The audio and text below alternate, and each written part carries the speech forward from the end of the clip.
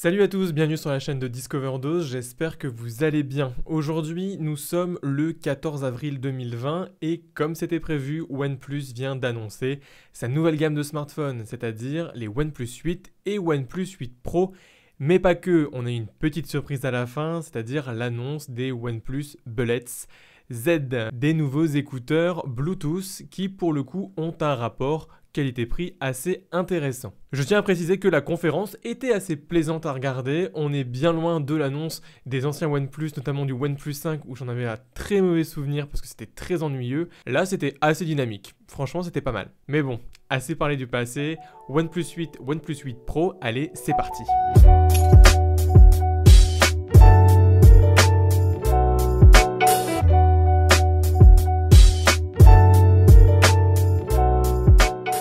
Et donc pour cette conférence, cette keynote qui était comme je vous l'ai dit assez bien menée, OnePlus a commencé par révéler le OnePlus 8 Pro, son flagship, le téléphone le plus haut de gamme qu'il avait à présenter. Et donc ce téléphone se distingue par un écran géant qui est encore plus grand que l'écran des OnePlus 7 Pro et 7T Pro. Donc un écran de 6,78 pouces, encore une fois fluide AMOLED.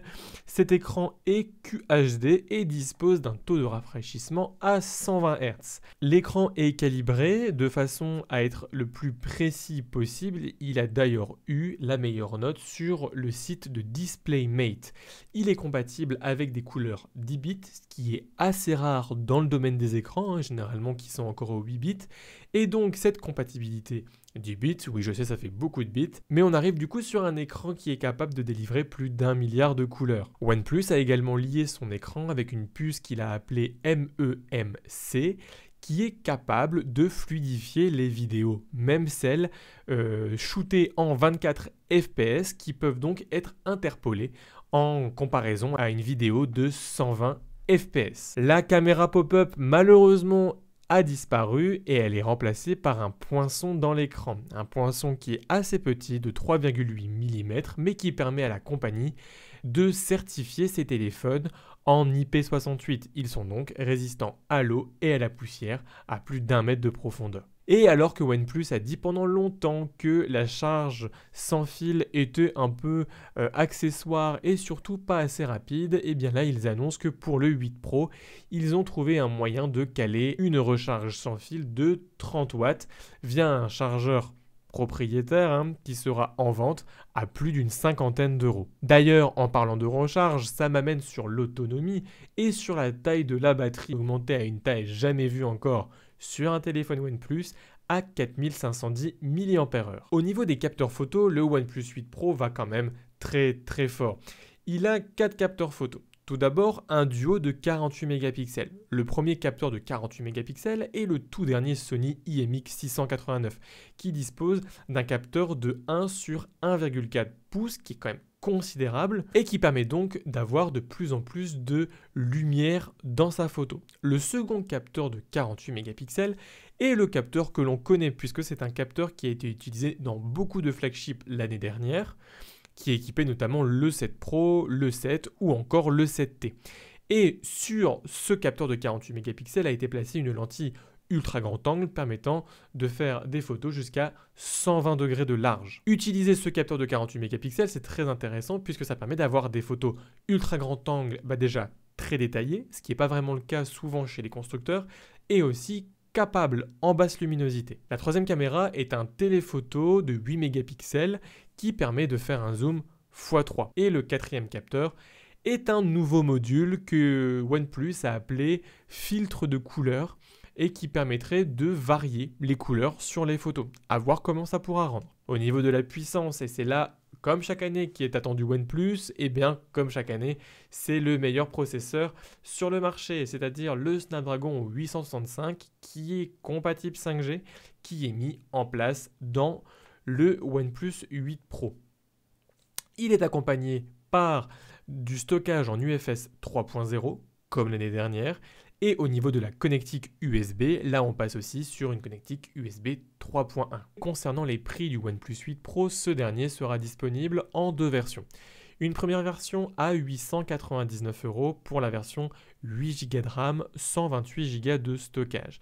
Et une version à 100 € de plus pour 12 Go de RAM et 256 Go de stockage.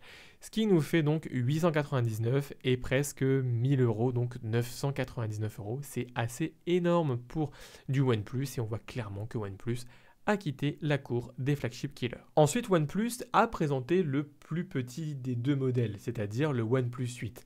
Alors, OnePlus a d'abord voulu présenter son téléphone comme un téléphone compact. Ouais, j'en doute, parce qu'avec un écran de 6,55 pouces, on est quand même sur un beau bébé.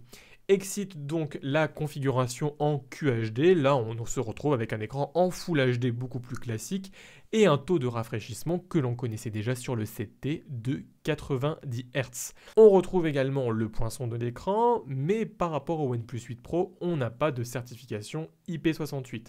Pour autant, l'écran conserve quasiment toutes les caractéristiques et plutôt les bonnes caractéristiques qu'avait remarqué DisplayMate et le OnePlus 8 a lui aussi obtenu pas mal de records. Au niveau des caméras, pour le coup, OnePlus a été beaucoup plus sage sur le modèle OnePlus 8. On retrouve tout d'abord un capteur de 48 mégapixels qui est le même capteur utilisé l'année dernière sur le 7, le 7 Pro, le 7T et le 7T Pro, donc qui était un capteur tout à fait honorable, mais c'est vrai qu'en 2020, on aurait peut-être aimé un petit peu plus. Ce capteur de 48 mégapixels est accompagné par un capteur grand angle, non pas de 48 mégapixels comme le 8 Pro, mais de 16 mégapixels. C'est quand même beaucoup plus sage. Pareil, OnePlus décide de shunter l'appareil photo zoom. Il faudra donc passer par des zooms logiciels. Enfin, alors que sur le OnePlus 7T, la caméra ultra grand angle permettait de faire des shoots en macro, et bien là, Excite, c'est fini également, puisque OnePlus dédie cette fonction à un nouveau capteur de seulement 2 mégapixels. On l'a déjà vu sur d'autres téléphones, mais ça rend pas forcément extrêmement bien. Au niveau de l'autonomie, c'est assez intéressant, puisque OnePlus propose une batterie de 4300 mAh, soit une hausse de 13% par rapport au 7T ou encore au OnePlus 7 Pro. Le téléphone est compatible avec la Warp Charge 30 qui permet de charger le téléphone de 50% en seulement 22 minutes. Malheureusement, il n'y a pas de recharge sans fil sur ce modèle. Tout comme le OnePlus 8 Pro, là également au niveau des performances, on est sur un Snapdragon 865 accompagné par de la DDR5. Sinon, si on prend un petit peu de distance, les deux téléphones sont toujours compatibles 5G, Wi-Fi 6, ont toujours un capteur d'empreinte sous l'écran, les haut-parleurs stéréo en façade et apparemment un moteur de vibration haptique qui a encore une fois été amélioré. Et ça c'est pas mal parce que c'est vrai que sur le OnePlus 7 et 7 Pro, c'était une belle nouveauté. Concernant les prix de ce OnePlus 8, on est d'un côté sur une version en 8 Go de RAM, 128 Go de stockage proposée à 699 €,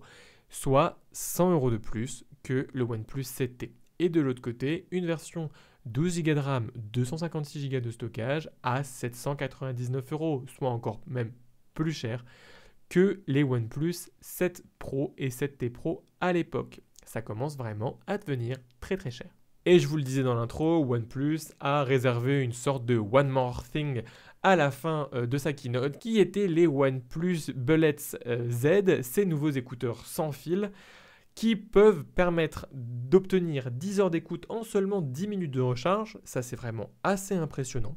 Alors, on n'est pas sur des true wireless, on n'est pas juste sur des Apple AirPods-like, on est sur ce qu'a l'habitude de faire OnePlus, c'est-à-dire des écouteurs tour de cou, ce qui permet notamment d'avoir beaucoup plus d'autonomie. Mais là où c'est très intéressant, c'est surtout au niveau du prix de ces écouteurs, puisqu'on tombe à 50 €. Et là, pour le coup, eh bien, c'est quand même un super rapport qualité-prix.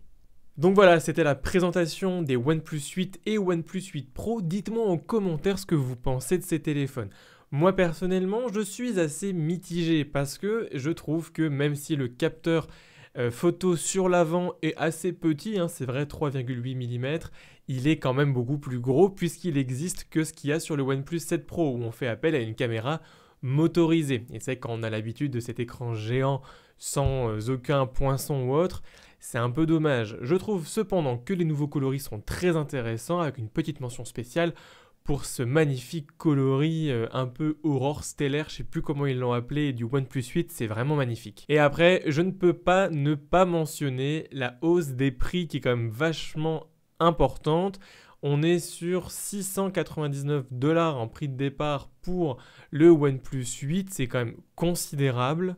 Après, je ne peux pas ne pas mentionner la hausse des prix qui est quand même conséquente sur les nouveaux téléphones. Sur le OnePlus 8, on est quand même à plus de 100 € en plus par rapport au OnePlus 7T, une hausse de prix qu'on a rarement vue sur un téléphone OnePlus qui en plus m'apparaît pas vraiment justifiée puisque par exemple si on regarde les capacités photo du OnePlus 8, eh bien on est à mon sens en retard par rapport au OnePlus 7T puisqu'on perd un capteur photo notamment, donc le capteur zoom, et on perd également la qualité de faire des photos macro de qualité.